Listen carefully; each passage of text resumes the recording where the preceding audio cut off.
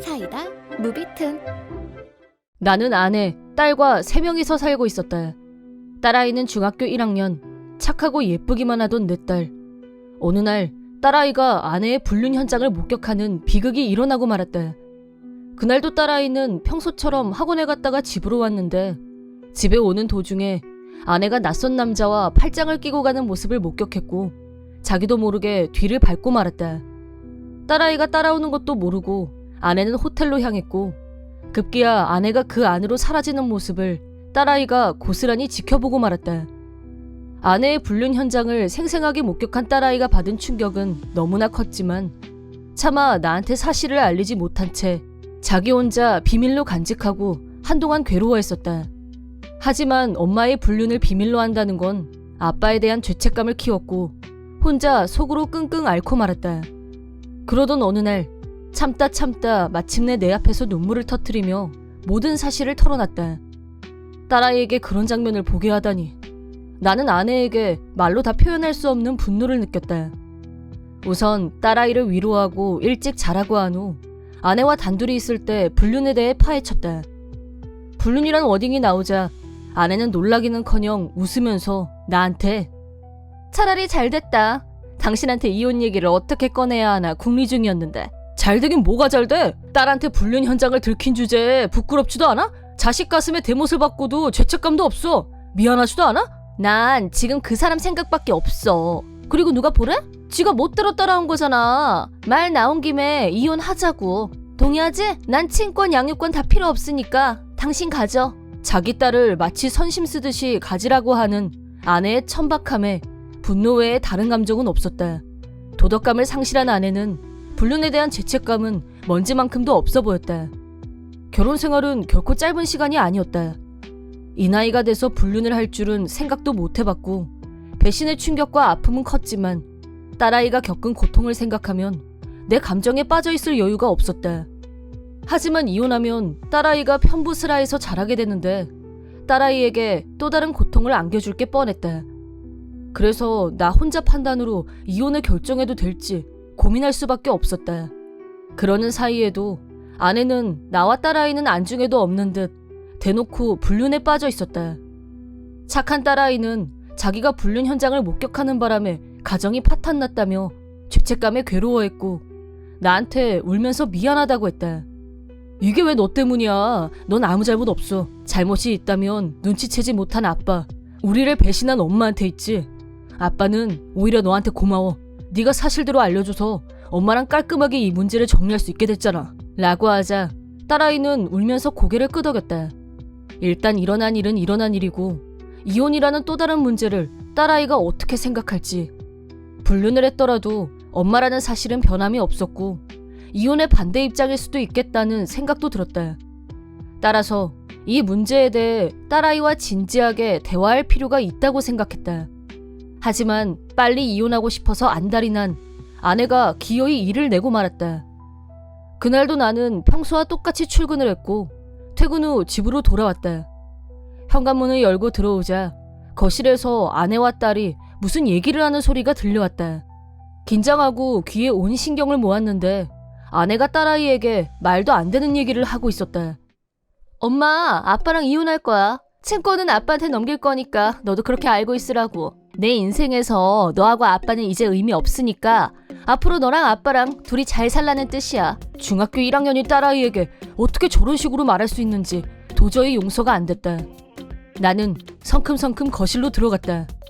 당신 제정신이야? 애한테 그렇게밖에 말 못해?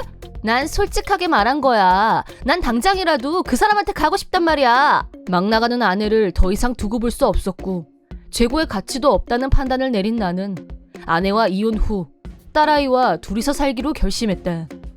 이혼 도장 찍어줄 테니까 당장 이 집에서 나가. 당신하고 불륜남한테 위자료 청구할 거니까 그렇게 알고 있어. 내 말이 끝나자 아내는 만족스러운 웃음을 지으며 짐을 들고 나갔다. 소원대로 즉각 이혼했고 불륜남이 자기 사업을 해서 돈도 좀 있는지 위자료도 가볍게 지불한 후 아내는 나와 딸아이를 자기 인생에서 지웠다. 하지만 나는 한동안 괴로웠다기보다는 비참했다. 불륜을 저지른 아내는 신이 나서 불륜남과 새 출발을 한다며 부풀어 있다고 지인, 친척들을 통해 전해 들었다. 나에게는 딸아이가 있었고 딸아이를 위해서 열심히 살아야 한다는 일념으로 다시 일어섰다. 딸아이와 나도 새 마음으로 새 생활을 시작했다. 나도 딸아이도 요리는 젬병이었는데 둘이서 힘을 합치자 먹을 만한 요리가 만들어졌고 다른 집안일도 분담해서 했다. 아직 중학교 1학년인 딸아이에게 집안일까지 책임지게 하는 게 한없이 미안했지만 딸아이는 엄마는 없다고 생각할 거다. 앞으로는 아빠하고 둘이 열심히 살 거라고 말했고 든든하고 고마웠다. 그렇게 6년이란 시간이 흘러 아직 어린애였던 중학생 딸은 이제 고등학교를 졸업하고 어른으로 한 걸음 들어섰다. 딸아이는 아내의 일로 마음의 상처를 입었던 경험을 떠올리며 자기처럼 마음의 상처를 입은 사람들에게 힘이 되고 싶다고 했고 카운슬러가 되기로 자신의 길을 정했다.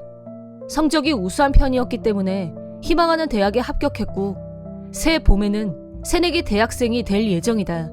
그러던 어느 날 전처의 친구한테서 갑자기 연락이 왔다. 전처가 암에 걸렸고 여명 3개월 선고를 받았는데 마지막으로 나와 딸아이를 만나고 싶어 한다고 했다. 전처와 이혼하면서 딸아이와 같이 핸드폰을 완전히 바꿨기 때문에 전화 연결이 안 되는 상태였지만 전처가 친구에게 간곡히 부탁했고 그 친구는 내 친구를 찾아서 어렵게 나한테 연락했다고 했다. 이제 와서 만나고 싶어하는 이유가 뭐냐고 묻자 재혼 후 불륜남이 사업에 실패하고 거액의 빚을 지게 됐는데 전처를 버리고 혼자 도망쳤다고 한다. 그런데 그 즈음에 전처의 몸에 이상이 발견됐고 병원을 찾아가 검사를 받은 결과 암이라는 사실이 밝혀졌다. 6년 전 우리를 버릴 때는 헌신짝 버리듯 아무 미련이 없더니 막상 죽음을 앞두고 혼자가 되자 우리를 생각해냈다는 게 도무지 이해가 안 됐다. 하지만 한 번만 꼭 만나달라는 친구의 부탁을 외면할 수 없었고 또 이러다 딸아이한테 직접 연락하지 않을까 걱정이 돼서 병원으로 찾아갔다. 병실에 누워있는 전처는 병색이 완연했는데 나를 보자 활짝 웃었다. 당신이 와줄 줄 알았어. 너무 좋다. 역시 당신은 나를 변함없이 사랑하고 있었던 게 틀림없어. 나도 이제 알아. 당신하고 우리 딸이 나한테 얼마나 소중한 존재인지. 나 다시 예전으로 돌아가고 싶어. 그러기 위해서는 라고 뭐라고 열심히 떠들었다. 얘기를 듣다가 알았는데 전처는 이대로라면 여명 3개월이지만 고액의 치료를 받으면 생명이 더 연장될 수 있는 가능성이 있다는 거였다. 고액 치료는 당연히 고액의 치료비가 필요했다. 그러니까 불륜남한테 버림받았으나 누구 돈이든 돈만 있으면 고액의 치료를 받고 자기가 더 살 수도 있다고 하니 나랑 재결합해서 내가 자기 치료비를 대줬으면 한다. 이거였다. 혹시나 하고 기대했는데 내가 진짜 병원에 나타나니 동아줄이라도 잡은 표정으로 돈이 드는 건 사실인데 사람 목숨이 더 중하잖아. 당신 그 정도 능력 있지?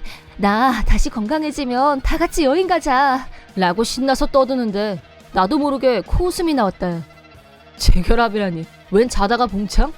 당신 그때 했던 말 잊었어? 나랑 딸아이는 당신 인생에서 필요 없다고 분명히 말했지? 우리 인생에도 이제 당신은 필요 없는 존재야. 내가 손절 선언을 하자 전처는 당신이 돈만 좀 대주면 내가 더 살 수 있다잖아 라면서 자기가 못 사는 게 내 탓이냐 화를 내길래 내가 지금 어떻게 살고 있는지 똑똑히 가르쳐줬다.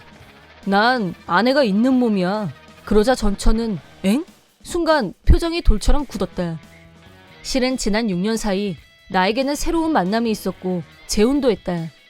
재혼에 앞서서 딸아이한테도 새엄마 될 사람을 소개했는데 딸아이도 호감을 나타냈고 화기애애한 분위기 속에서 재혼에 성공했다. 현타가 왔는지 아내는 병색이 더 깊어진 얼굴로 그럼 나는 이제 어떡해? 내 치료비는? 라고 매달리길래 그거야 나도 모르지. 나랑은 이혼했고 서로 상관없는 사람들이니까 라고 하자 펑펑 울면서 나 좀 살려줘. 죽기 싫어. 어쩌고 징징거렸지만 나는 아무런 감정도 일어나지 않았다. 그리고 3개월 후 여명 선고대로 전처는 눈을 감았다. 마지막까지 죽기 싫다는 말만 반복했다는데 돈이 없는 아내는 원하는 치료를 받을 수 없었다. 괴로워하고 원망하다 죽었다고 한다. 나는 슬프지도 동정하지도 않았다. 모든 것은 본인이 선택한 결과였을 뿐이니까. 이번 영상은 어떠셨나요? 재밌게 보셨다면 구독, 좋아요에 댓글까지 달아주시면 감사하겠습니다. 그럼 다음 영상에서 만나요.